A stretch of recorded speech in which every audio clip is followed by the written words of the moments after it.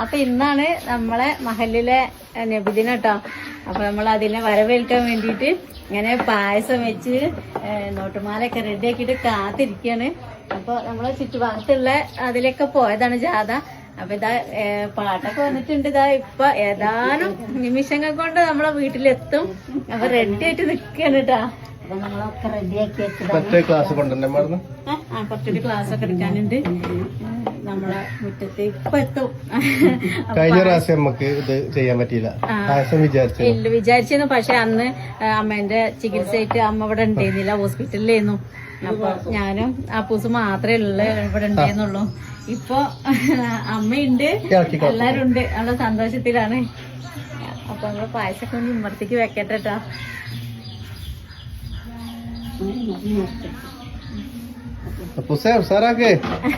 അപ്പൂഷാറാണ്. അപ്പൂസ് പായസം സെറ്റാക്കാണ്. അപ്പൊ ഒന്നും പറയണ്ട, നമ്മള് വളരെ സന്തോഷത്തിലാണ്. അതെ അതെ അതെ. എല്ലാവർക്കും നബിദിനാശംസകൾ.